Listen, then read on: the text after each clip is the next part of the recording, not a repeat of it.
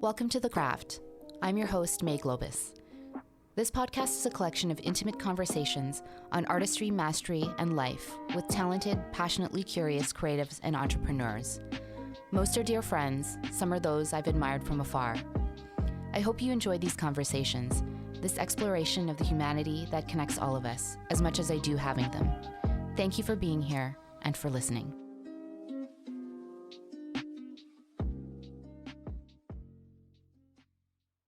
This episode is sponsored by Happy Fox Health, a natural supplement brand focused on sea moss, a marine algae that has 92 out of 102 essential nutrients that your body needs to thrive and regenerate. I've used a number of their products and found it's really given me clarity of mind.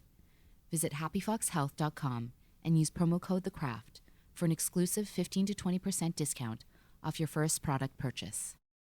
As a number of you know, I'm also a certified sound therapy practitioner and founder of Oto Healing, a sound therapy studio and practice. Sound has been a healing modality through many cultures for thousands of years. Oto's approach to sound is rooted in both art and science, the art being the history of sound, the science being quantum physics, biology, brainwave states, and more. All listeners of the show get 15% off their first private 1-hour session. Visit otohealing.com to book yours now. Nick Lowe is an entrepreneur to his core, with an introspective nature that softens the sometimes hard edges of a typical polymath hustler. He's accomplished, no doubt, a physiotherapist, founder of Physio Room, part of the original Myodetox team, once as COO and now a senior advisor, co-founder of Web3 creative studio Odd Future, and co-founder of global running community and platform Run As You Are. He was born and raised in Vancouver, the younger of two sons to immigrant Chinese parents. His father and uncles owned and operated a grocery store in the West End, where Nick spent weekends and summers working there. It's easy to see where he got his entrepreneurial spirit from. His hardworking father never took a vacation and spent any time off taking him to other grocery stores to look at pricing and packaging. Nick did his Bachelor of Science at the University of British Columbia, then completed a Master in Physiotherapy in 2006. 5 years later, he founded Physio Room and began blazing his path in the health and well-being space. In this conversation, we explore how love was expressed in his family, what the time he spent as a child with his father meant to him, his introverted nature, how entrepreneurship and selling your vision can be a lonely road, one's personal brand in a performative culture, his human-centered approach to physiotherapy, why he entered Web3 and what he's observing about the space, the things he loves about running and the global community around it, the one thing he loves about watching his son develop into a little human, loving words for his father, and much more. Please enjoy this very personal conversation with a genuinely kind, forward-thinking, and self-reflective Nick Lowe. Nick Lowe. Hi. Hello. Hi. Well, welcome to The Craft. Thanks for having me. I'm really glad you're in here. I am very glad I'm in here as well. We've had a couple of really good conversations since officially meeting through Zach Berman and actually through Courtney Chu. That's two very good mutual friends of ours. And I've really, really enjoyed the conversations. We've talked about a lot of different things. And yeah, I'm excited to have one more round and hopefully many more. Likewise, shocked that we haven't crossed paths sooner. Seems like we have a lot of mutual friends, obviously Zach and Courtney, but others as well. Just surprised we haven't crossed paths yet. And here we are now making this new friendship very official by having you in this room. This is official. It is. Well, I would love to start with your origin story because it's something that we talked about during our last coffee. And I thought it was so fascinating. And there were so many things about your story that resonated with me because there were a lot of similarities. But I would love for you to share the story of how you grew up and where entrepreneurship came from, observing your father and your uncles running a store. Sure. Okay. We're going way back. We are. Yeah. Let me see. Why don't we start with born and raised and sort of go from there, and I'll help guide. Okay. So born in 1982. So I just aged myself, of course, in Vancouver, BC, and raised in Vancouver. I lived in kind of the east side of Vancouver for quite a number of years. It's funny because I don't always have a good memory of what I always try to close my eyes and picture what my first house was like. And I have a very vague memory of what it looks like. And I don't, it's a bit of a strange thing that I haven't been able to like kind of pull that back up, but it was in East Vancouver. I think it was on Windsor Street. It's funny because I'm moving back into that neighborhood very soon. My brother lives in that neighborhood now. And it's it's an area that I have always been kind of around since my early days, but I lived in that area for probably all the way till I was 8, 9, or 10, something around that zone. My dad, as far back as I can remember, owned and operated a grocery produce store, like a little market in downtown Vancouver. So this is on Davie Street and Butte Street. And ever since I was born and as a child, he's been just working. I never really had a relationship with my dad outside of him working. So he's had that shop. He had that shop for, I think, like 40 to 50 years, something along those lines, with his brothers. So my two uncles. And the only time to kind of connect with my dad was at the store. So both me and my brother at a very early age worked there. So I think I worked there probably as early as 12. Probably shouldn't be saying that. But definitely was working there when I was 12. It's not child labor. It was child just wanting to be close to, dad. Yeah. So I remember very, actually vividly, that I was growing up, I was very close to my dad during the summers because I spent all my time working at the store. And I would go, so he has a big truck. He's always had a big truck since I was a kid, since I was born, basically. So I would go in the truck with him and he would drive me to work every morning I think he worked at 9 a.m. every day. He opened the shop and he did not leave the shop till about 10 or 11 p.m. every single day. And I would say all the way until he retired. That's the kind of longest tenure that I know of anyways. So every summer I worked there for the 3 to 4 months that I was off school. And then even during the year, I would work there probably on the weekends. But me and my dad had a really close relationship, but he was always surrounding work. So, we never really talked about much outside of work, to be honest. He was very proud of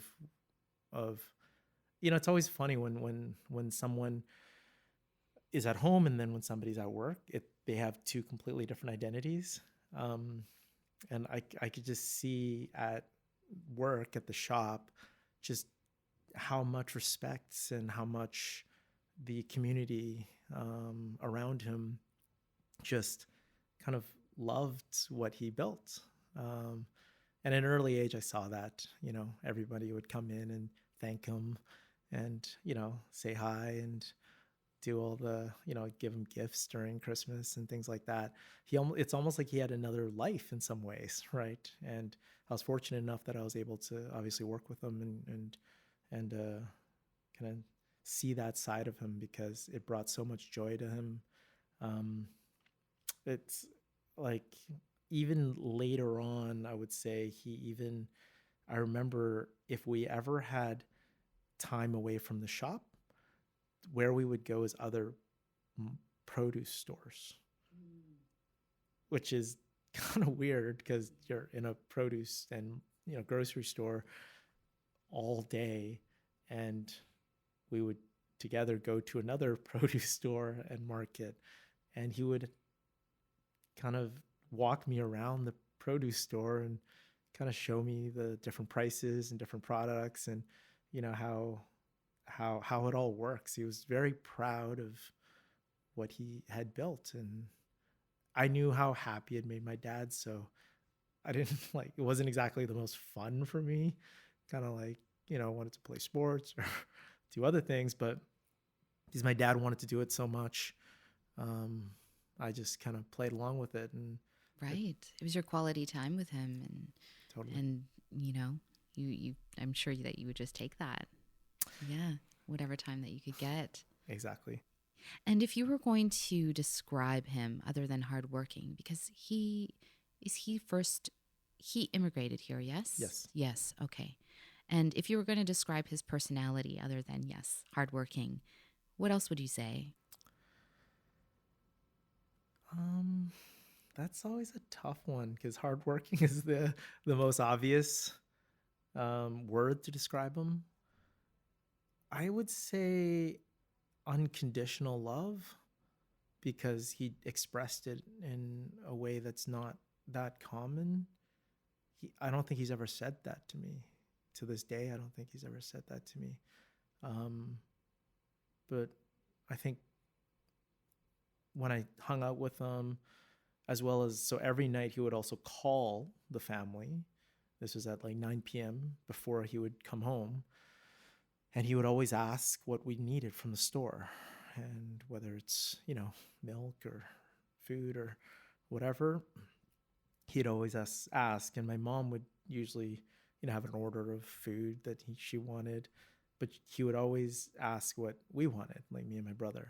And we would always get on the phone with them, and, we wanted all the chocolate bars and chips and things like that. And my mom would never let us, get it. So he would always sneak it.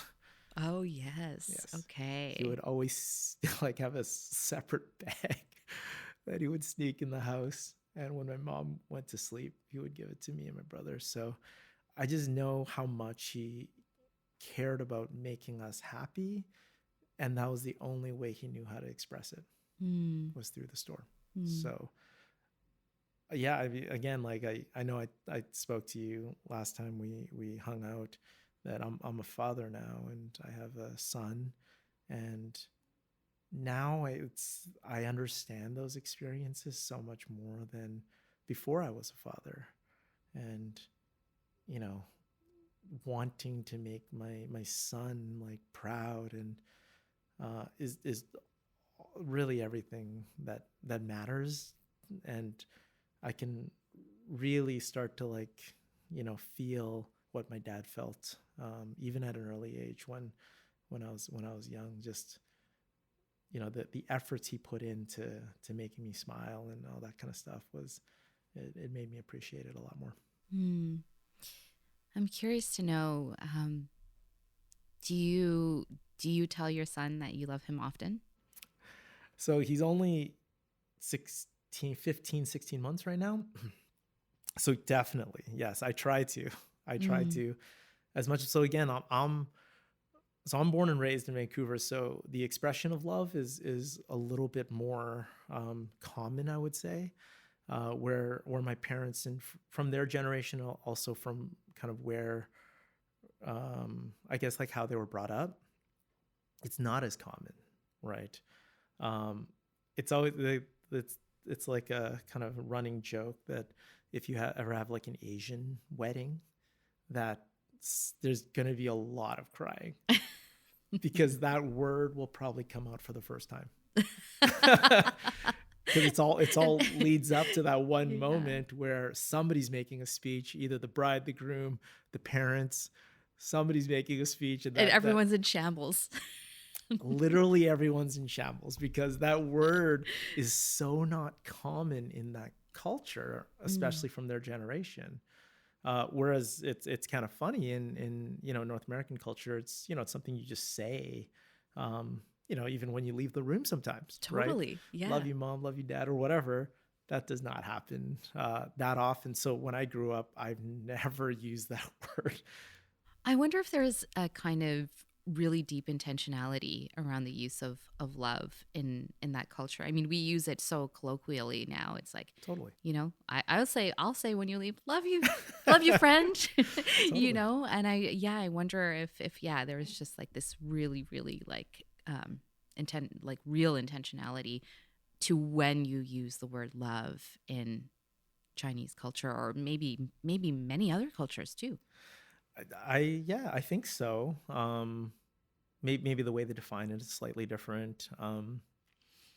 Yeah, again, I'd like the I know for myself, the most I've ever cried was at my brother's wedding.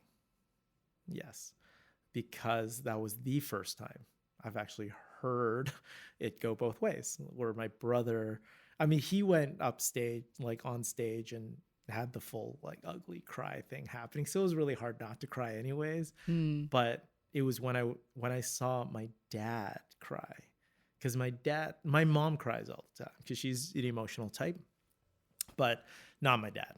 My dad was always I've never seen this guy cry, right? He goes to work and provides for the family, and that's how he's always shown his love for the family. And it was just kind of this weird unwritten rule. We just don't talk about it.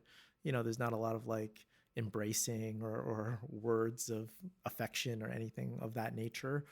But my dad, I remember, took off his glasses and started just crying because I think my brother, I don't even remember the words he said, but he said something a lot like that word came out somewhere in that speech. Hmm. And then my brother came around and gave him a hug, and my mom as well. And man, I just, I was crying for like an hour after that. It was tough, Yeah. but good as And well. special. Like that's also a special moment. Yeah, kind of liberating Mm. in a lot of Mm-hmm. ways. Mm-hmm. Yeah, I feel like it gets pent up, right? Right. Yeah, because humans, we crave that. We crave love, we crave affection, we crave, a sense of care and belonging and all of that stuff. And a lot of times when you grow up in certain households, like the way I did, that just wasn't a thing. Mm-hmm. You're either like like overcompensate with friends and your partners, right? Or it just continues to get bottled up, and Yeah. one day like a wedding or retirement or some sort of big monumental thing, it just all comes out. Yeah. Right? So And I mean, crying is liberating too. Like just the feeling 100%. you have, even if you have a real big, ugly cry, after that, you're just like, ah, I feel so good. Totally. Totally. It's there's like a neurochemical response in your body, Totally. right? So Yeah. And what were you like as a kid? Were you quiet, stoic? yeah, so a lot of people are surprised. So I was very, very quiet. I would easily call myself a loner, like growing up. That's how I would definitely define myself. I didn't, my brother was the opposite, right? Like he was like the athlete of the year. Like he was in basketball, he was in track. He had all the friends, the sociable one. And then again, me, I don't even know what it is, but I remember when I entered high school, um, I was almost like embarrassed for my brother because I knew how popular he was. And I was like the polar opposite, right? So, I was kind of like the nerdy kid that just played a lot of video games with myself, hung out with my dad a lot at work. I was like a very introverted kid. I liked to, read my own books, play my own games. I played sports, but pretty much by myself. Like I didn't have a lot of close social kind of friends. My brother was the opposite. So throughout high school, it wasn't until I started playing basketball that it started to kind of open me up a little bit. um, and again, the truth is, I looked up to my brother. I wanted to be just like him. He was the cool kid in school, and he doesn't know this, and he like again, we don't have that kind of like relationship where we express ourselves very often. So um he was like hands down like I wanted to be just like my brother growing up. Hmm. Mm-hmm. So maybe you'll hear this. Well, the funny thing is I do know your brother too, because in my past career, Colin was a colleague of mine, though he was an agent and I was on the corporate side, but still. So that's kind of, it's interesting to hear you talk about him as a young person, sort of knowing what I know about him just from a work standpoint. Totally, yeah. Yeah. And again, like he's in real estate now, and he's like, he's always been the same. Like he's very sociable. Like they have parties at their house all the time. Like they have friends over all the time. You can never keep track of how many friends this guy has. And like, even though I grew up like very introverted, I'm still the same person, right? Super introverted. I'm not like, I don't love going to parties. I don't love socializing with people I don't know because of my work and and I feel like a lot of entrepreneurs are like this. Maybe because we're stuck in our heads a lot, where, we're constantly thinking of new ways to, whether it's create or solve a new problem, but it's just happening constantly in our heads, not necessarily expressive. It always ends up being like a path towards, I'm going to do this, right? Mm-hmm. I'm going to do this. And you end up kind of going, and I would say my kind of career journey and entrepreneurial journey has been very similar. Like I have a lot of friends, but then they're really like, a lot of them are business associates and people I've met through, building companies and supporting each other and things like that. Mm-hmm. But I'm like, I spend a lot of my time at home by myself.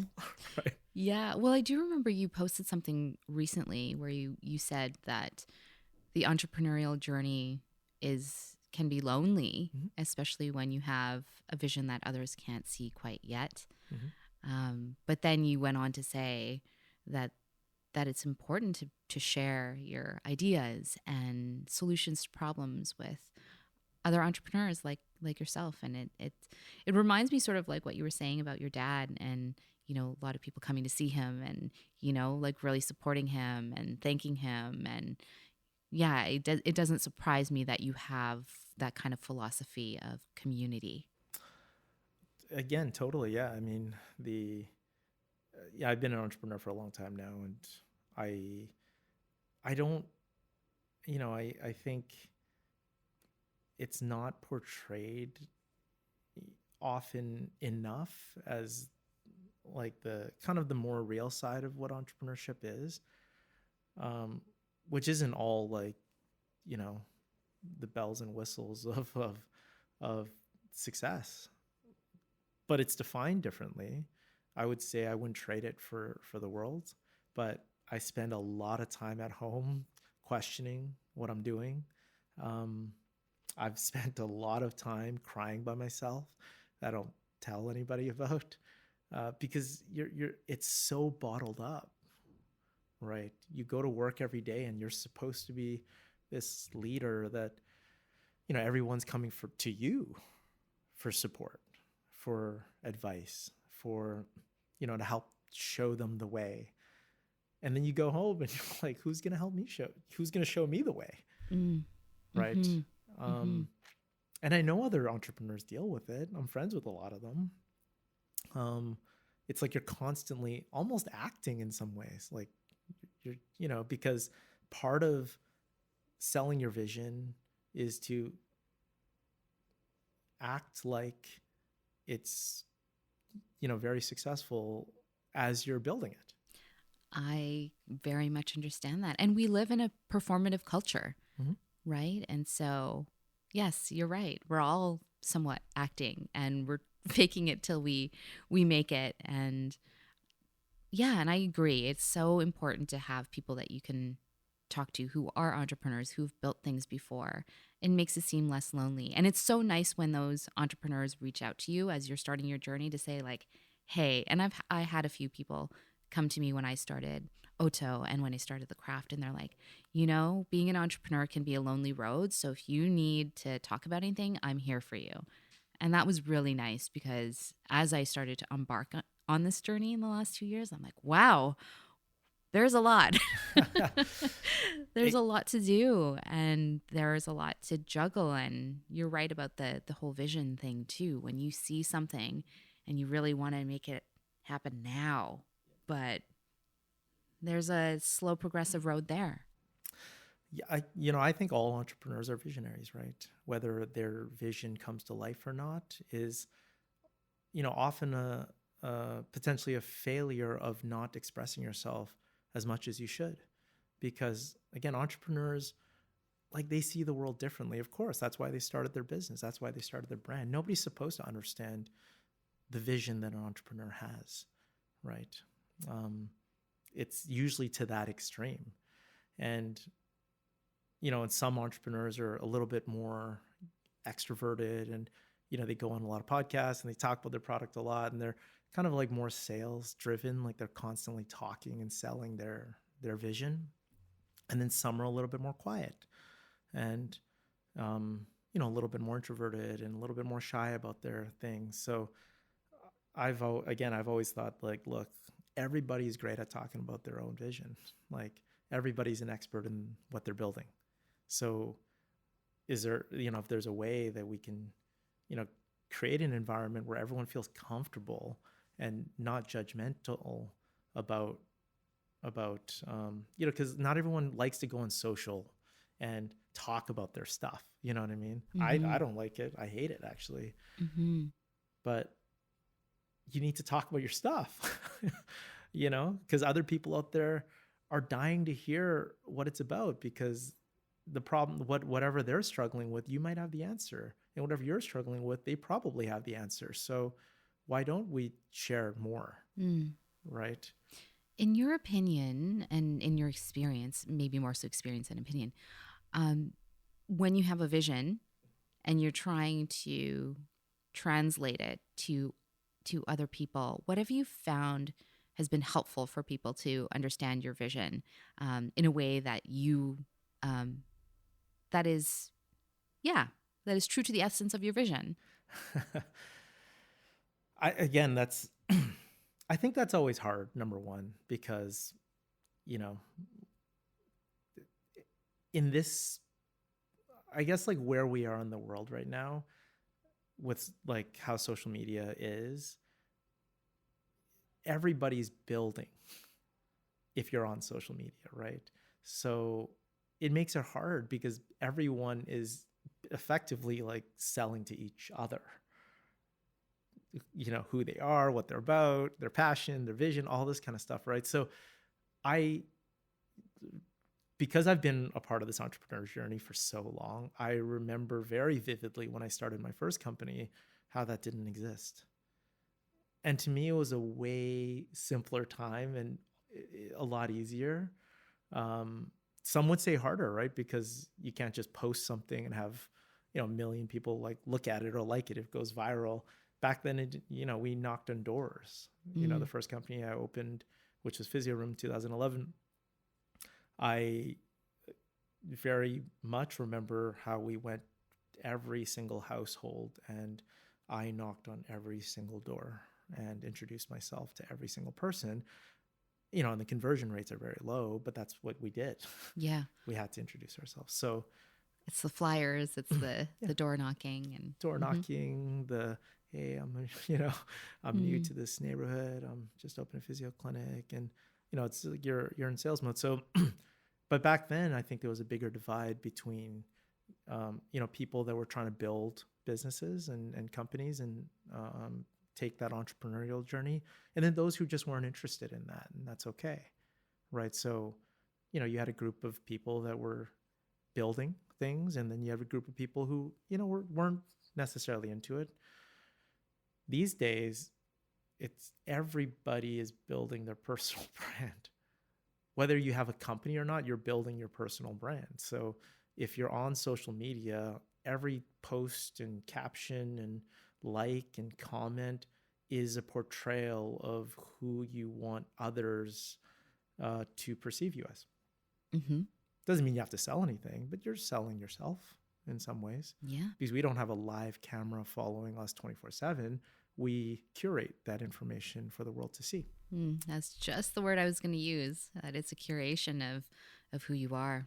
Exactly. So that's a much different world than, 10, 15 years ago when that just didn't exist. I had this really interesting conversation with, I believe you're friends with him too, Maurice Lee.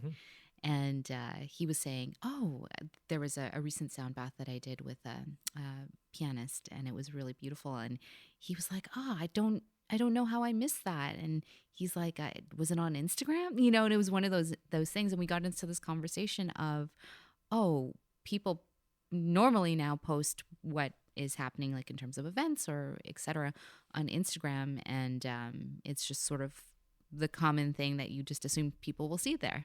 Totally.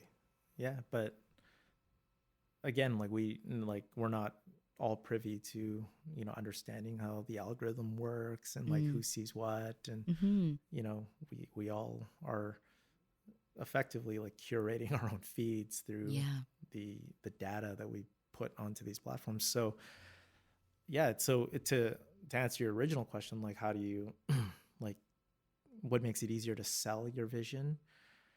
I mean, the obvious answer is just be authentic and, just tell people what you're doing and, the good and the bad, all of that stuff. But I'm not always confident that will work in this world. That's, and maybe we'll get into it. Part of the reason why I've chosen a path currently towards exploring Web3 technology and things of that nature, because the reason I got into that space is because in some ways I was fed up with Web2.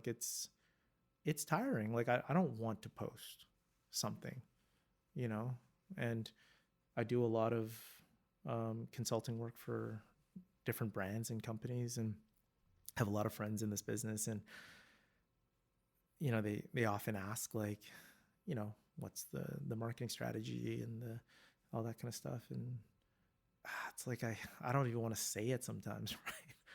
You need a social plan, you need a content strategy, you need oh man, I hate that. I just hate it. But you're forced to, right? We're in this world where I'm not sure you cannot play that game if you want to be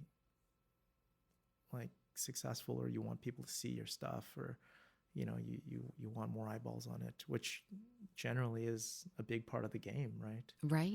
Right. And those are just pillars of business now. It is, because the world doesn't make it easy for you, right? With the rising cost of living, right? With the way tax works, with the cost of everything, the building, and cost of, you can try to play the game where you aren't involved in that. And I know some businesses are not. They're struggling. They are, right? And it's hard because they probably have the better product, right? And that's why, I've always been a big supporter of small business. I've always been a big supporter of doing everything I can to support small business, because I know it's hard. Yeah. It's just so hard. It is. And you've done a lot. If we go through your career history with Physio Room to Myodetox to Vancouver Running Co. to co-founding Odd Future and co-founding Run As You Are. That's so much. And that's so much also knowledge and understanding of how the game has evolved over long periods of time. And, I'd love to go to Physio Room and Myodetox, just because we may have some listeners who may not exactly know what physiotherapy is. Sure. And why it's important, not only from a repair and rehab standpoint, but also from a preventative standpoint. So what exactly is it in the world of so many other things, Sure. Going to your chiropractor or going to your osteopath or et cetera? What is physiotherapy specifically? Yeah. I number one, I would say it's one of the worst or most poorly defined professions, right? So at Physio Room, and then later on at Myodetox, it was really physiotherapy, massage therapy, and chiropractic, right? And immediately those three have trigger certain definitions for people, right? And I think massage therapy is the best defined, because when you say massage therapy, people usually have a pretty good inkling of what that means. There's some kind of soft tissue type of stuff. Usually you're on a bed or a table of some sort, and a therapist will do some sort of soft tissue type of techniques to kind of loosen you, or do increase blood flow, like things like that. So that's fairly well defined. Chiropractics, in similar ways, I think a lot of people automatically think about manipulations of joints, right? Where you're, the crack here, crack there, pop here, pop there. Often necks and backs. That's the most common, at least the way people perceive it. And then you have physiotherapy, which could mean so many different things to so many different people, because we do a little bit of massage work, right, with more passive kind of soft tissue release type of stuff. And then we often do a lot of the chiropractic stuff too, like physios. A lot of physios also do manipulations and stuff of that nature, backs and necks, things like that. And then there's this like exercise component to it, which starts to bleed into personal training and all the other forms of, movement-based things like yoga, Pilates, things like that. Mm-hmm. So we're kind of sitting kind of between, I would say, the movement and exercise-based treatment, and then the passive styles of treatment that's more kind of chiropractic and massage therapy. So effectively, if you're hurt or injured or in pain, the physiotherapist will help you get back to kind of your baseline. And then what we really tried to push at Physio Room, as well as at Myodetox, a lot more at Myodetox now, is from kind of your baseline to performance and preventative. And whether that's passive or active, combination of both, we look at it kind of along that spectrum. Okay, so it's really helpful for just like overall movement and strength, and most of us probably move all wrong. I mean, I would say everybody moves right, because everybody is different. Yeah. And there's no textbook way to move. And again, what we tried really hard and continue to try hard to do is to emphasize that you need like a 30-minute or 60-minute assessment treatment to understand somebody's experiences, that everything to led them to kind of how they walk now and how they move now, and figuring out from that point on, through movement assessments as well as treatment, what is the best way to kind of, I would say, optimize you the way you should be optimized. Because again, I'm different than somebody who's, way taller or way shorter or way bigger or smaller, or whatever that may be, older, younger. Like you really have to get individualistic with clients. It's interesting to think of your assessment as kind of this record of a person's personal history in a way. Totally. I would say I spend more time talking to my clients than I do getting them moving or doing any sort of passive, because the most interesting part is their history, like where they're from, what sports they play, what injuries they've had. But really, like, what are their goals? What motivates them? Like, really humanize the situation. You really start to understand what makes people laugh, what makes people cry, what makes people smile, because all of those emotions that happen within your body affect the way you heal, affect the way you move, the way you stand, how all your of it. shoulders are back or they're not back. And Yeah. oh, that's why you call Myodetox a human development company in disguise. Then I see what you mean by it now. Yeah, because In a way. it's not that like black and white, like, oh, you got to get stronger here, or this is tight, so you got to loosen this. No, that's, that's part of it, but it's shocking how like, you find the right cues in humans and all those problems go away. It's like somehow they're just stronger. How did that happen? Well, maybe we just somehow got rid of their stress.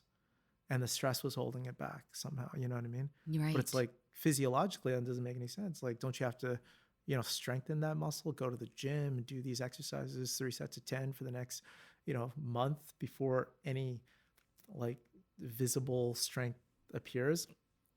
Nope, the body's that complicated, right? Right. Have you heard of emotion coding before? No, that sounds great. Yeah, it's really interesting. I have done it several times through someone that I see 2 or 3 times a year for various modalities. And it's a methodology that was created by a chiropractor.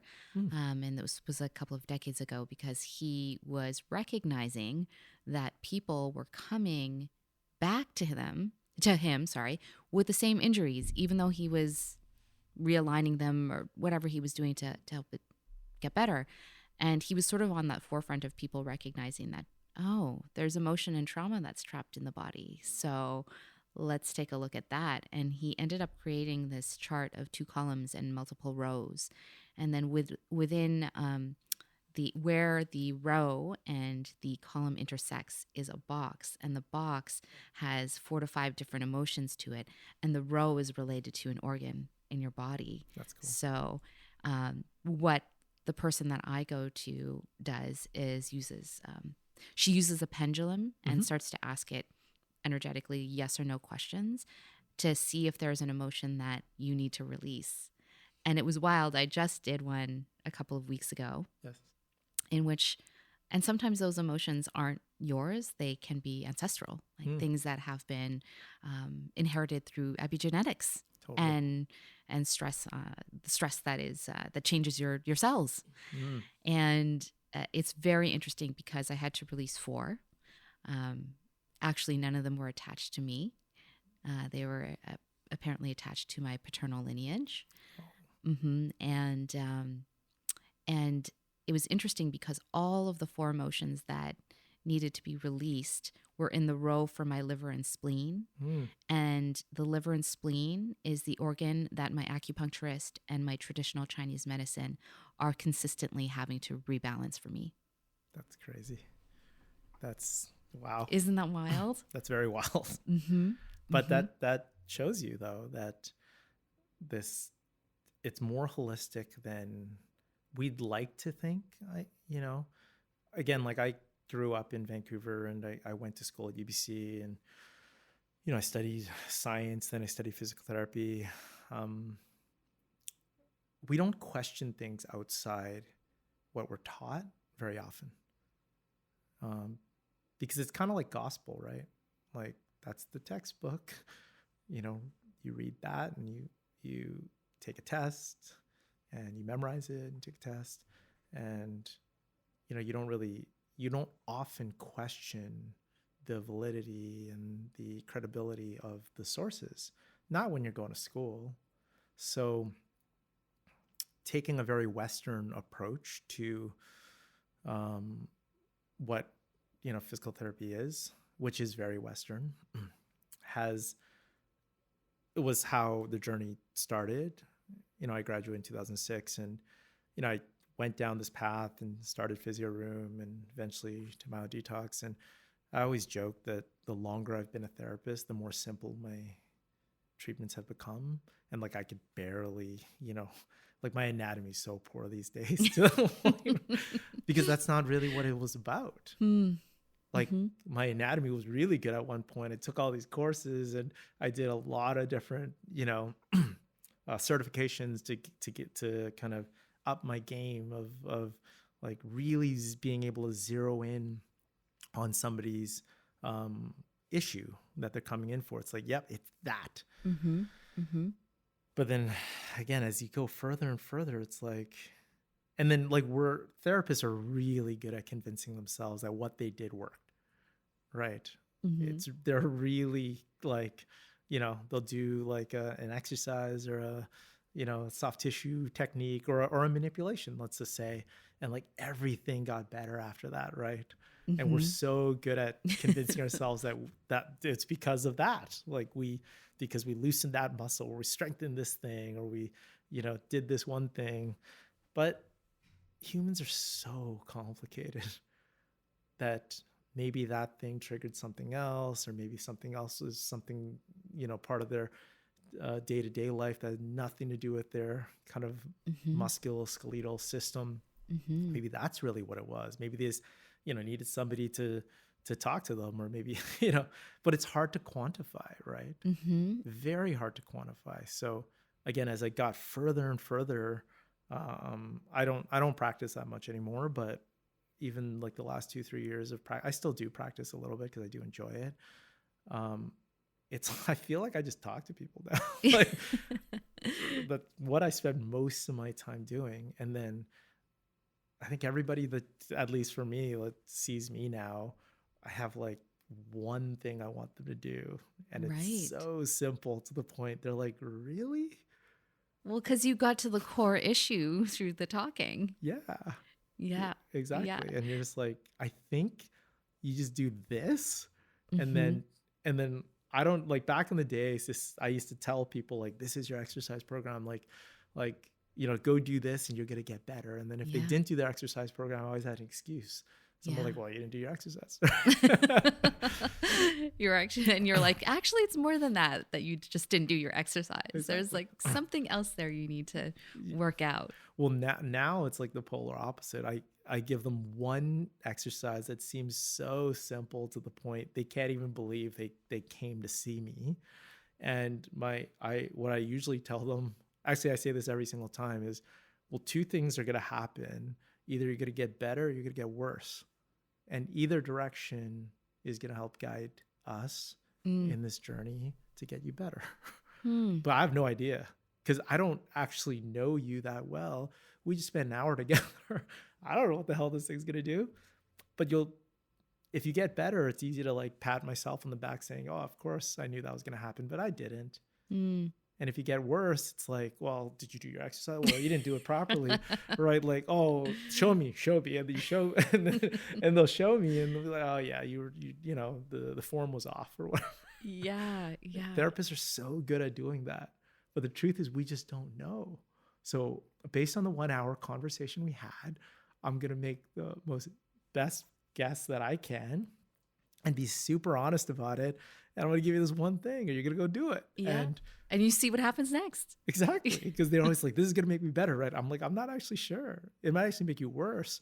But if it doesn't do anything, then that's probably even worse, because then we have to redo this again next week. Mm. I want it to go better or worse, because at least it'll tell me something. It'll give me a clue. Mm-hmm. Mm-hmm. Right. But I know, like, every time I like still treat some of the other younger therapists, like, they hear me and they hear me say that, they're like, what is this guy saying?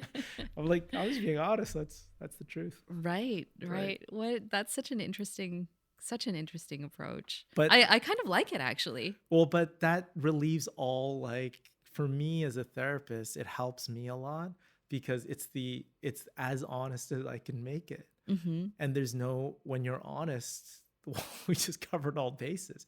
And the truth is, as I do tell young therapists sometimes, the truth is they're likely going to get better, right? And 90%, they'll get better. Mm-hmm. But don't tell them that. I don't think it's necessary to. Just tell them, what you know, which is you might get better, you might get worse, right? Mm-hmm. But just do it. Promise me you'll do it, right? And then next week we'll chat again. And the likelihood is they'll come back next week and be like, you know what, it was way better. Mm. So in a sense, do you believe then that a lot of our aches and pains and ailments are in our heads? Well, our head's the controller of all, right? So the brain is that powerful. And are not even close to understanding 1% of it, right? That's how complex the brain is. So is it in our heads? Like when you say that, it sounds like we're like, just saying like, oh, it's just in your head type of thing. But if you like dig deeper in what that actually means, it's in your head. Mm-hmm. Right. And I do think that we have this immense power to help ourselves heal. And I'll give you an example. And I think I've shared it on the show before with another episode. But essentially, my Western medicine doctor wanted me to get some blood work done, and so I got it done. And she came back to me, when the results came in, and she called me, and she said, "Your blood work came back. It is really good. It's really great."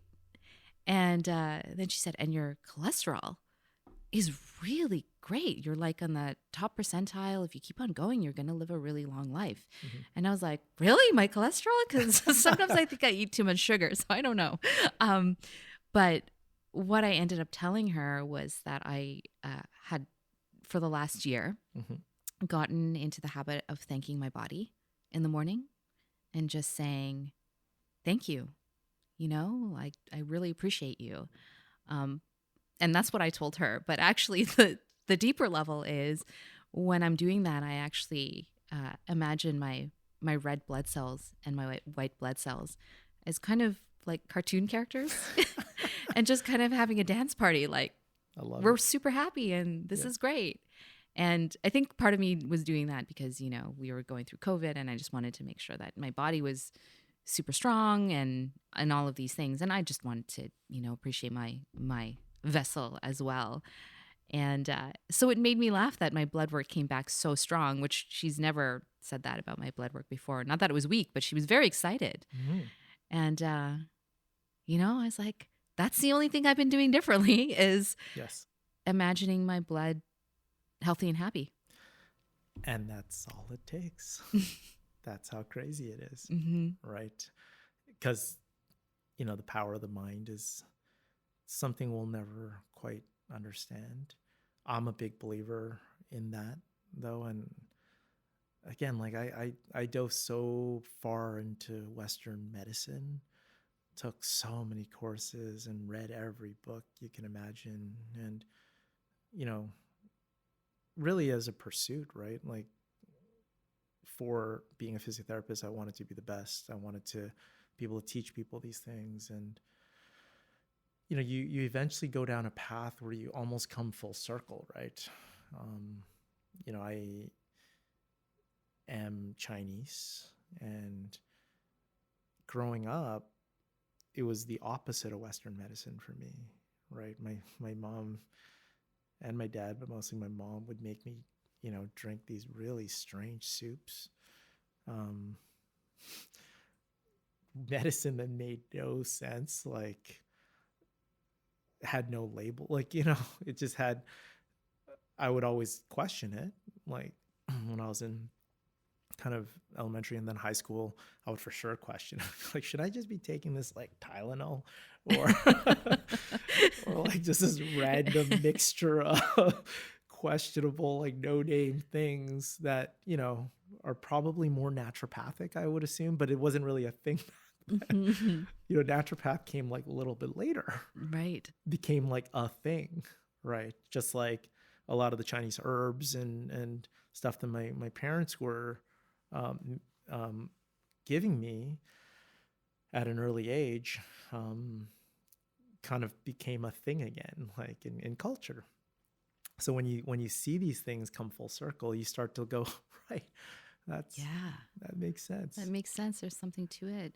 Yes. I read something really interesting a few months ago, and it made me reframe my thoughts around tea. And I'm not sure where I read it, but essentially it was saying, you do realize that tea is medicine, right? Mm-hmm.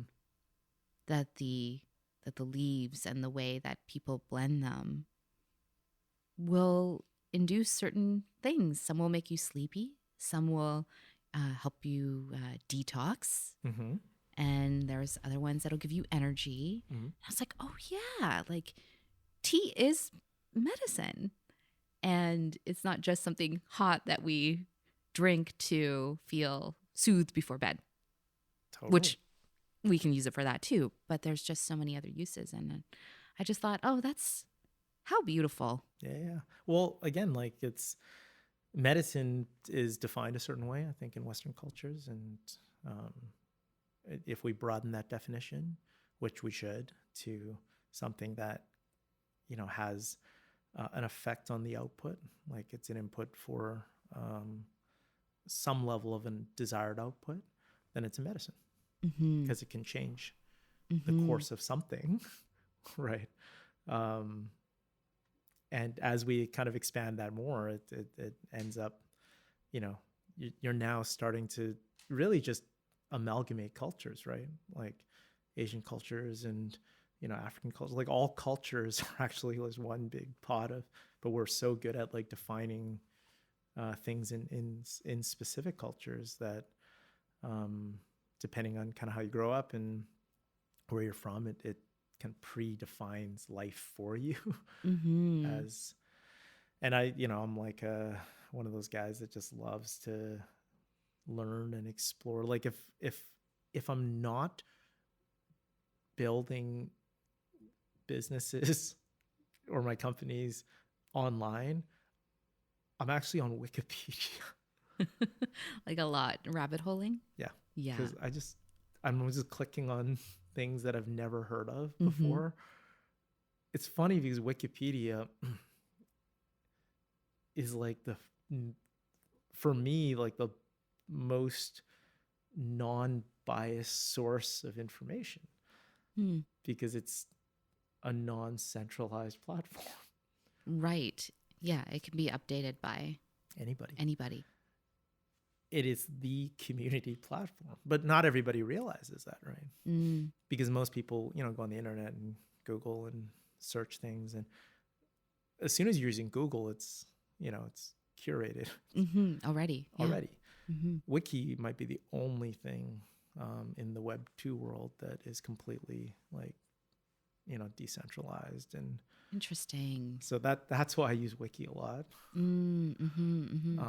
Because it's from people and it's vetted, they have a whole community system to make sure the content is like that's legit, right. it's real type of thing. So that's right. Yeah, I'm on Wiki a lot. Yeah, I'd love to talk about that because we were just talking about tea and sort of like, some ancient rituals and practices, but you've got a huge interest in the future. I do. And Web3, and you've got Odd Future, which is, I'd love for you to talk about that. But, it's a creative studio that's helping bridge the gap from the physical world to the metaverse. And what brought you to this place?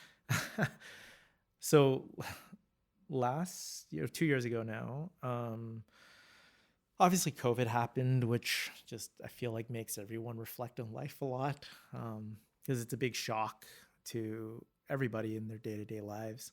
I spent a lot of time, just, reflecting on what's important for me and what's, what I want to see in the next few years for myself and my family and whatnot. And I just I was in Myodetox and Physio Room for 10 plus years, just over 10 years, I think. And I just felt like it was time for me to move on from it, and not in a bad way. I love the people there. I'm still part of the company. I'm still friends with a lot of people there. So it's not in a bad way at all. I think it can come across that way because, you suddenly leave a company that you helped build. Could feel like, whoa, that was out of left field. But I felt like Myo and Physio Room and my profession as a physiotherapist as well really started to define who I was. And that's what kind of, number one, started to bother me, because there's so many other parts of me that I wanted to explore. And there's so many other parts of me that I already was exploring, but nobody would know about it. So that's going back to the whole like social curation thing. you meet somebody like, oh, you're the physio guy, or you're the myo guy, or it's like, oh, wow, really? Like my name is Nick, Yeah. I do a lot of other things. But if you feel like that conversation is it's gonna lead down that path, because they're gonna ask you about myo, and so like you end up like curating your life now, like even your physical life around. It's like I'm not allowed to talk about anything else other than that type of thing. And that started to have an effect on me for sure, kind of mentally. And when COVID happened, it was the first time I felt like free, right? Because there weren't like the 10 Zoom calls a day. There wasn't the going to the office because the office was closed, right? So I felt like, wow, like I can finally like just do whatever I want to do type of thing. So I started to look into new emerging technologies and Web3, specifically on the kind of NFTs crypto side, was fascinating. It was just the most fascinating thing ever, because I'm always interested in the way people consume and why they do it. So this was late 2020. Started to like hear all the news about like this concept of NFTs, and for me, I knew nothing about it, like at all. Like, it was just, I'm not in tech, not an engineer, I'm not a developer, I'm a physiotherapist, entrepreneur. So, but I was like spending more time researching, going on YouTube videos around NFTs and crypto and blockchain and all that kind of stuff than I was spending time doing myo stuff at that point. And I kept asking myself, like, why? And I wanted to, I felt like, well, I was turning 40, and I really wanted to wake up every morning feeling 100% excited about what I was doing that day. And in Mayo, it just felt like there was more. It felt like everything I could do was done, and anything else I would do would be kind of diminishing returns. Yes, it would help, build it more, open more clinics. But I also felt like I was limiting the growth of a lot of people on the team, because I had a lot of experience. Like I spent my entire life in that world, building it and growing it. And, it started getting a little awkward in Zoom calls where, either I, have to bite my tongue because I don't agree with something, or I just let it go. It was either or. So I was just like, you know what? I need to go explore where the world will be in the next 10 years. And even though nobody's going to understand it, it's going to be really weird. I really want to go and do it. And it didn't mean necessarily like build a company around it. I just wanted to learn about it. And I just need more time. It was the exact same time I had my kid. I remember when I held my kid for the first time, 2 weeks later is when I left Mayo. Because I'm like, there's only 2 things I could do, not 3. And if my kid and then all my stuff in Mayo was the 2, then there's no way I have enough time to really go explore this new technology. So I said I had to pick between the kid was obvious. So had to pick between Mayo and going to just explore and be a student all over again, and, not have to show up every day, kind of being the person that the people perceive me as having all the answers. It got tiring. I want to be a student too. I want to learn. I want somebody to teach me how to do these things. So I decided 2 weeks after having the kid that, you know what, I'm going to leave. Mm-hmm. Nobody understood at the time. And I remember I talked to my CEO at Mayo at the time, that I was going to go do this. And he was like, kind of like, are you serious?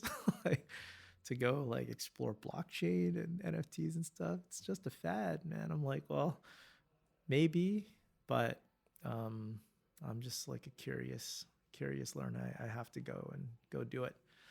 So I did. And that was end of 2021. So about October of 2021 is when I officially left Myo and just started to explore Web3 stuff. Again, like, because it's so new, especially at that time, word quickly goes around that you're like the NFT guy or the Web3 guy. So it's the same, kind of the same. In some ways, the same issue. But I get it, though. You wanted to explore this new area for many reasons, but also you had a son. And so, what is his future going to look like? Yep. How is it going to evolve? And, what do you need to know about it so that he is set up? Yeah, I would say like I crave so much for my son to be proud of me, and maybe that's like a response from my early days with my own dad, that I want to be able to speak his language. I want to be able to. I know that in 5, 10, 20 years from now, that generation is going to interact with the world in a completely new way that I might not understand, just like how it is today with my parents. And my parents still, they're not on social. My mom's always asking me like, I want to know what's like happening with your life. In my head, I'm like, you just like go on Instagram. She doesn't use that, you know what I mean? So there's these like barriers to continue to connect because the world moves a certain way, and the way we interact with it completely changes. And I would say even faster now than it was before. So like I want my kids so much to like be proud of me, but also like for us to understand each other and not have that barrier kind of between us. So Web3 just seemed like an obvious, like, for me, again, I'm fortunate that I can go and explore these things. And I realized that I spent a lot of my time being an entrepreneur, making sure that I could kind of pivot if I needed to in the future. Because in a lot of ways I knew I wanted to. I just never really told anyone about it. And so with Web3, what is happening in the space right now that you feel really excited about and you feel that people should know this?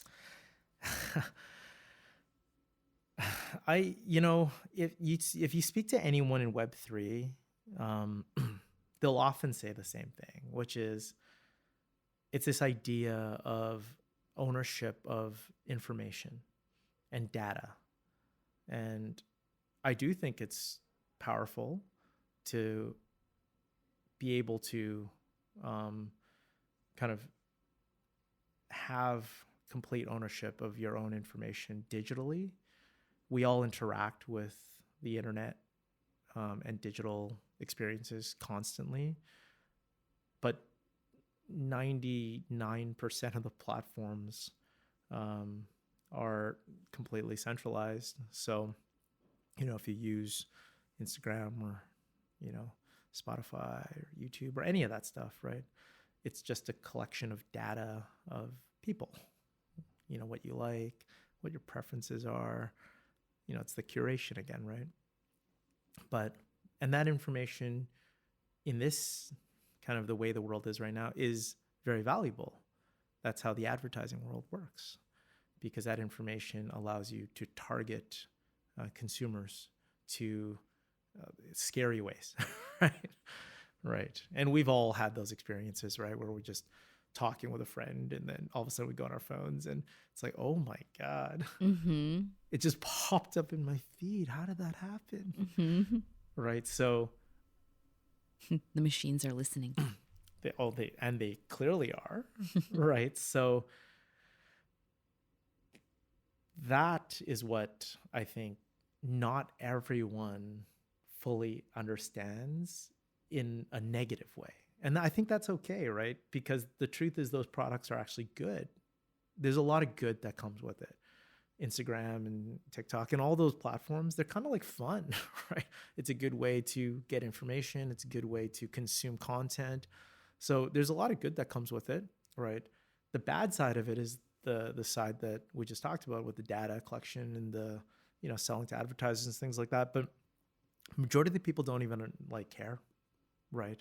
So if you talk to Web3 people, that's often the point that they're trying to make is like, wouldn't you rather own your information, your digital footprint and all that kind of stuff? Most people are like, I don't know. I don't even think it's that bad. So it shows you kind of like the gap between where the world is today and where all the Web3 people are trying to build for. There's clear communication issues between the two sides. All the Web3 people are convinced that, all these centralized platforms are more bad than good, whereas the most of the market is not convinced because they enjoy it. It's fun. It's right. like a, good. So is that what they want though? For us to think that it's fine. Yeah, no, I mean, we could go in many directions, but the people who are building this Web3 world, and their beliefs around owning their data, I mean, is that like a big consideration point for us? Like, yeah. Should we be like, maybe we should be thinking about this? I think so. Yeah, I think so. It's I mean, the idea of having ownership of your digital footprint becomes important as we immerse ourselves further into digital experiences, or at least having the option to do so. Like being able to opt in and opt out is a good option, right? I think people that are not well versed in the Web3 space are often scared of it because it's this idea of like, and maybe it's like Ready Player One, like that movie, the book. And that's the first thing they think of when they hear the word metaverse, which is, again, the worst defined word out there, that you have to put on these goggles and immerse yourself in this virtual world that truthfully most people don't want to be a part of at all, including me. That's not how I define it. How do you define it?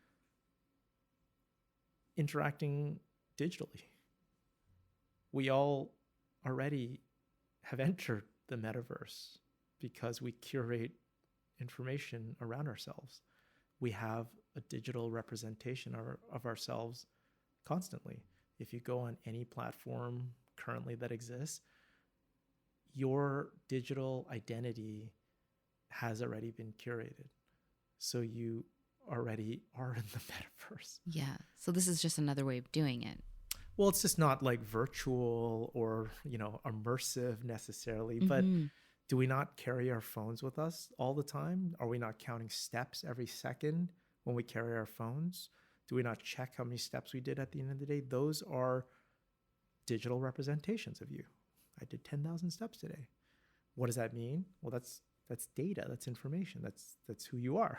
You did that many steps, right? We all use different products constantly, right? Whether it's, again, like the social platforms or any platform that exists. So to me, like the metaverse is really just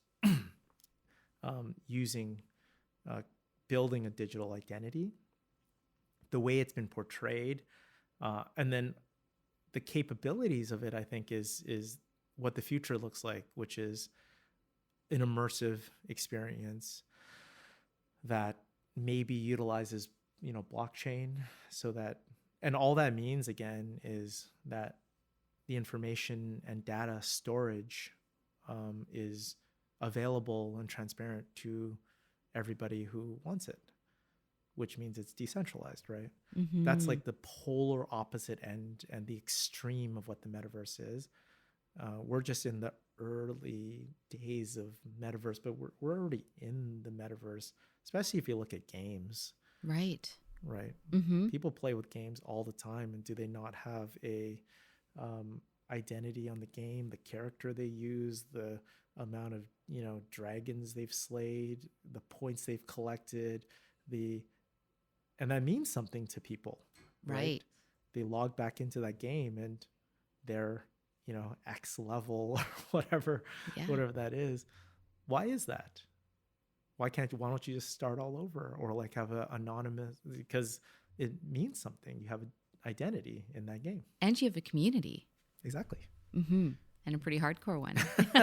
A very hardcore one. And so with Run As You Are, Yes. which is your global running community, but it's also a platform, and you are also looking at bringing in immersive experience for runners through technology, digitally and in life. What is immersive experience through tech? What is that like in running? So again, like when those words can be triggering, because it might feel like, oh, you have to wear these goggles and like go on in a run together in the metaverse, which right, like we all wear goggles and run virtually in a marathon. That's not what we mean, right? What we mean is the one thing that connects everybody in the current world is the use of their phones. And everybody carries it around with them 24/7 nonstop. So they're interacting with digitally already. So is there a way that we can use technology to connect everybody through an app? And the app is very specific to running. So how it works is we don't call it a Web3 app. It's just an app, because in 5 to 10 years, when Web3 is a thing and blockchain is a thing, nobody's going to reference it like an NFT. They don't reference these things anymore. Just like we don't reference musical files anymore. It's just a song that we download. We don't say, is that an MP3? Is that right? Because technology, when it's in its infancy, we always like to reference the technology itself. An app is an app. It's just an application, right? Where you can interact with it through running. Our job is to use Web3 technology in ways that enhance that experience for runners. We don't need to talk about the technology, and you don't need to know it's Web 2, Web 3, Web 1. It doesn't matter. All we're trying to build is a global running community that you want to be a part of because it's fun. Don't worry about the technology. That has nothing to do with anything, because you don't need to buy an NFT to join. It's free. You don't need crypto, because if you do want to buy the membership, which is an NFT, we've allowed you to use, credit cards or regular currency that people are familiar with. You don't need to interact with, digital wallets and things like this. These are all like terms that Web3 people understand. We built it in a way that is completely not foreign to the way people interact with the world today. But it can evolve them over time to get used to this. And they would only Web3 space. Yeah, they would only interact with Web3 if we show them the value of Web3 through the product itself, right? Does it make the experience more fun? Do I want to do this more? And is that something that only blockchain Web3 stuff can do? Or can we do it in the Web 2 way? And if we can't do it in the Web 2 way, let's do it in the Web 2 way. Because the people love it. There's nothing wrong with that, So, but again, in essence, it's really just an app that you download. Sorry, you don't download it right now. It's actually a web app. So you just go on the website and you join completely for free. And it'll prompt you through the onboarding process, but effectively you're just syncing a Strava account, right? And then we're building the features that allow you to kind of go on all these missions, and we call redemptions the other side of it, but effectively you just use Strava and go on runs, and there'll be a bunch of kind of fun games that are you can take part in, whether it's like running with friends, or we're trying to do things in ways that encourage ultimately what we're trying to create, which is a world that is diverse and inclusive, where everyone feels welcome, that you don't have to be super fast. As long as you're moving forward in life, then you're welcome in our community. Yeah. It's completely free to join. You're a runner if you can move. Yeah. And yeah. like people have asked, like, well, what if you're in a wheelchair, or what if you're part of that community too, right? And we might be limited by technology today, but we won't be limited in the future, right? As long as you wake up every morning wanting to be pushed forward in life, then how are you not a runner? That's what runners do. Running is such a dedicated community. It's very tight knit, very dedicated. Yeah, it's impressive seeing how it's really kind of taken off in the last, maybe 5 to 10 years, like in a different way, in a very, very like, it's just expansive now. Yeah, I would say COVID really helped it a lot with the gyms closing, number one. Yeah, right, right. But it's also like, and this is me like, nerding out on my physio background. It's the most natural movement, because running is walking, but just like faster. And I, used to have this thing where like there's either like hardware or software, and running is hardware. It's not something you download. Software is things like sports, right? Like basketball is created. Somebody created that app. Right. We weren't born to play a sport. We were born to run, though, because, yeah, hunting, gathering, like all of those things that required that movement. And everybody knows how to do it, even though they don't think they know how to do it, right? You're, chasing a bus, or you're chasing your kid. Well, you're running, all right, right? But you might not know how to swing a racket or weightlift in the gym, right? Because never thought of running that way, like that. It's just everyone just kind of knows how to do it. It's developed. Animals and everybody. it's like built in. Yes. Have you ever read, one of my favorite authors is Haruki Murakami, and he wrote a memoir about writing and running. So I haven't read it. I think Zach actually is the one who might have shared it with me. So I have not read it. I've seen it in a few different bookstores, and I think Zach kind of mentioned it. It's really, really great because he's a prolific writer, but he's also a prolific long distance runner.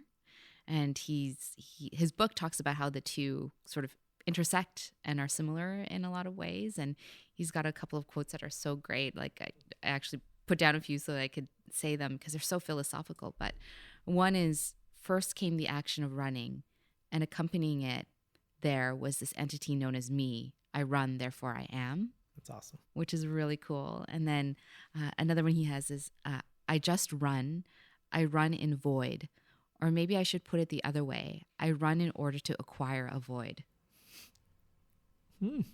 That's deep. Yeah, it's really deep. So I feel like you'd really, really enjoy the book. And I mean, you seem to be a pretty philosophical, introspective person. But why do you love running?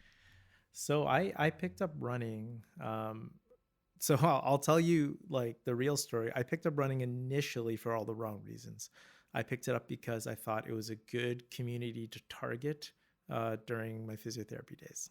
So very reluctantly, I decided to go run because I really felt like, look, if I'm going to go, treat runners, a lot of runners in physio, that I really needed to like know how it felt to run a marathon, like talk about credibility and all that kind of stuff. So initially was that for sure. And then I just fell in love with it. I grew up a basketball player. I didn't run. Running was like what you never want to do. Like you would shoot free throws, and if you missed, you would go for a run. Like nobody ever wanted to run. So I ended up loving it because it was such a good way. And maybe it was like in parallel, this whole like technology world was too overwhelming for me. it was the best way for me to not look at my phone, was to go for a run. And I'm human just like everyone else is, right? So oftentimes I'm at home either on my laptop or my phone, right? And I hate it, but I'm kind of a consumer of the product in itself sometimes too much. And running was just this way for me to go outside and feel like, in some ways, feel human again, right? And of course, the benefits of, obviously, like the physical benefits of it, but the mental benefits of it is immense. Like if I don't run in the mornings, I run every day. If I don't run in the mornings, it's kind of like missing a cup of coffee for me. Like I feel really off. Yeah. Well, you can achieve this flow state when you're running. That is quite addictive. I was part of a run club probably about 5 or 6 years ago, and it was just a bunch of women, and we had a someone who led the group, and it was really, really fun. I mean, I had to stop because I was getting sciatica. So unfortunately I had to stop, but I do remember really enjoying it a lot, especially when you hit that stride. Totally. Where it's almost like you're not even running anymore. Totally. Yeah. It's kind of like chasing the high, they always say. Yeah. So I get why there's such a community around it, for sure. Totally. Well, I just have a couple more questions. Sure. 3 more questions. I'd love to know about your son. And he's still young, but what have you noticed about him lately that is just so exciting for you as you watch him develop into his own being? I mean, this question I feel like would change every day or week because number one, they develop so fast, right? Yeah. Well, how about today? Because this conversation is happening today, and this is the present moment. Sure. I mean, like, I love the way that his reactions and emotions and kind of like all the outputs that he puts out in the world are raw, right? It's something I notice a lot, and more now.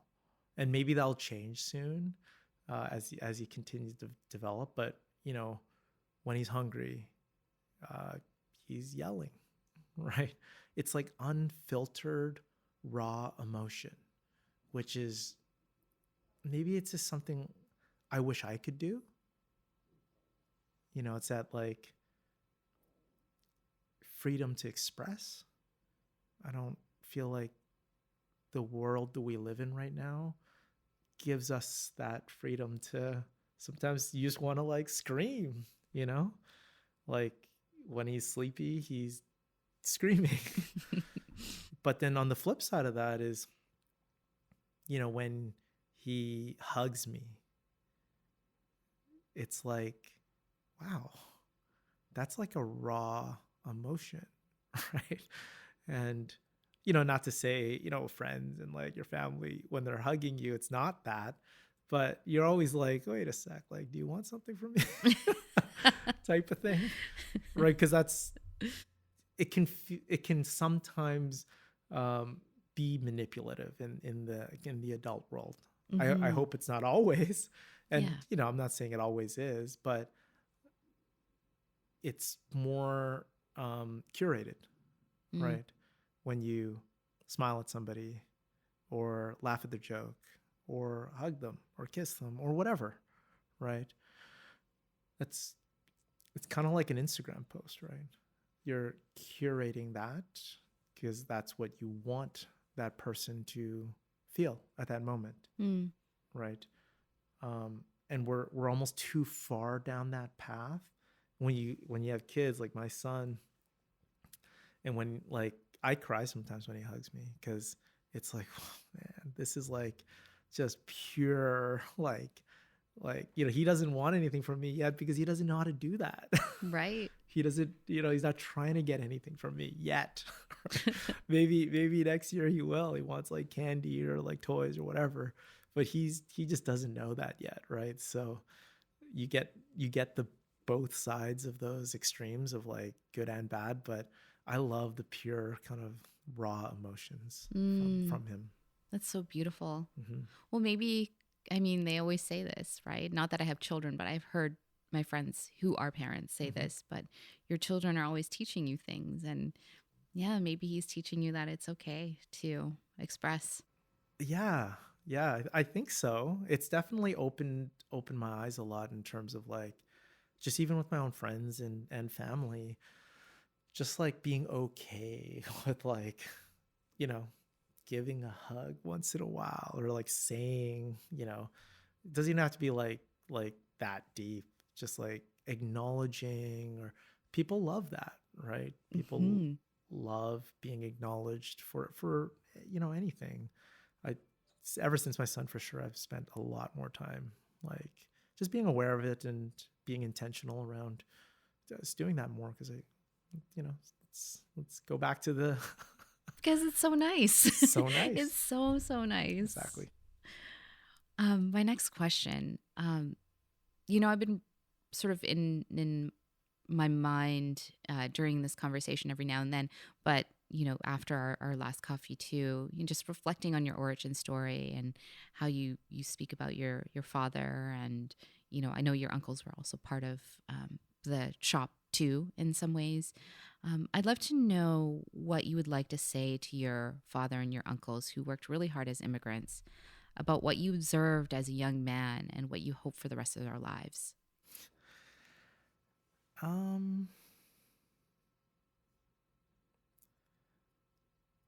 mean, I probably should just say this in person to my own dad, and I never do. I don't, you know,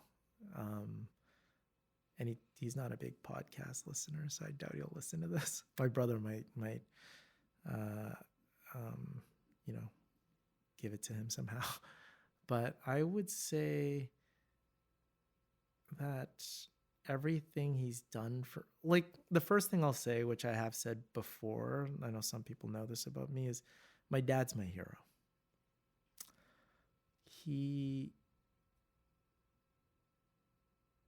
I think everything about my life, the way, you know, I've always like kind of built things, and even like relationships around me, comes from my dad, right? I don't think he knows that, because he was the most selfless person. He never, till this day, has never been on a vacay, which is like shocking to me, right? But he wants us to be so happy all the time that he was willing to forego that, right? And I'm not like to his level. That's why he's my hero, right? Because I you know, I feel like I've tried to emulate that as much as possible, but it's kind of like, you know, in the way I was brought up, I try really hard to, you know, do things for others and make others happy, whether they notice it or not. And that always has come from my dad. So I would thank him, you know. I would say that, you know, I'm very appreciative of everything that he's ever done for me, and he doesn't know to what extent. Yeah. Well, maybe you can say this to him one day. I hope to. You know, I always tell my wife that one of my dreams is to go on a vacation with my dad, and like he's gotten to the point where he just like doesn't want to talk about, like he'd rather not, you know what I mean? Like I almost have to force the guy to do it, like just like, you know, pack his bags for him and just like to go, because it's like this persona he has where he's just like never wants to go. Like he wants us to go, you know, he'll take care of my dog, you know, check in on the house. Like that's just him, you know. It's You're going to have to kidnap him. I'm going to have to kidnap him. Like I really want to take him on like a trip Yeah. and then tell them, like, over dinner or whatever.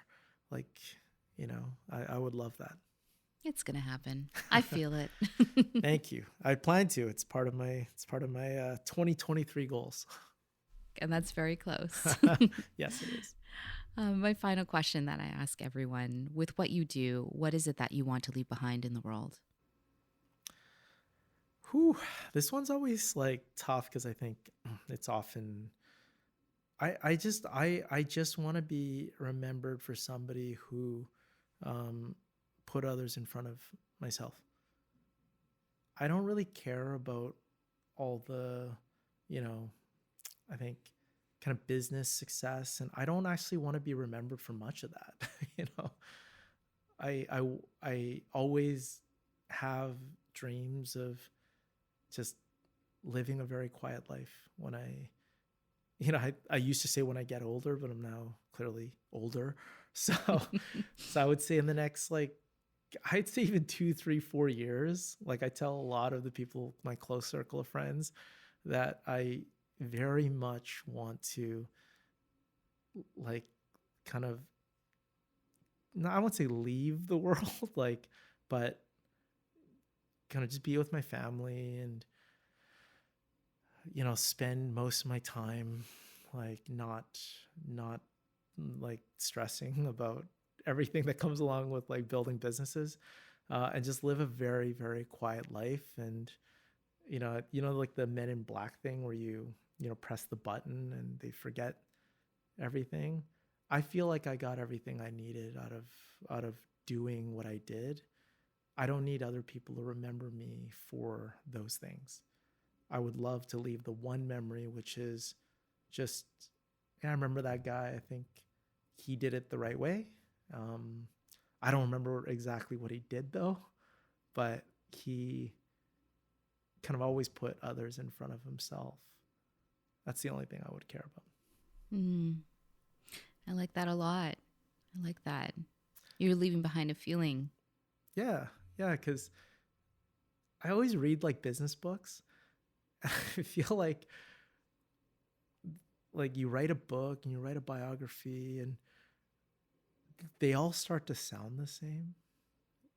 The story sounds similar, right? And it's, again, this like world of curation, right? Like, because the story, a great story sells, right? So, and then that starts to define your life for the remainder of it. Like, you're that person.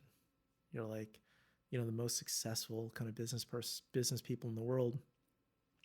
People always remember them for that. Like, and they don't necessarily remember, more the human side of what got them there. Because it's not like the kind of the sexy story, that sells. So I would love for people to forget everything about me and like Myo and Physio, like all that stuff. I don't want my name attached to any of that stuff because I think it served the purpose it needed to serve, which was to help me learn and develop and be a better person. And I hope it, I always wish like all the things I was a part of, and am a part of continues to be very successful and becomes a vehicle for other people to develop and learn and become a better person. But I don't need it to be tied to me at all. I want to be with my son and my family. And You just want to be Nick. I just want to be Nick. That's it. Yep. Thank you, Nick, for being here, for showing up and sharing and just being you. Well, thank you so much for having me. This was a lot of fun. And yeah, thanks. Here's to many more. Definitely. As always, thank you for being here and for listening. To learn more about today's guest, visit the episode page for show notes and links on wearethecraft.com. You can find the entire podcast archive here or explore more conversations with past guests on Spotify and Apple. Don't forget to hit the subscribe button on these platforms, including YouTube, to get notified when new episodes drop. Any likes and shares on social media are deeply appreciated too. Sound and audio engineering for the show are by Andrew and Jay Bagaspis. All guest portraits and images are by Juno Kim. Appreciate you all and see you again soon.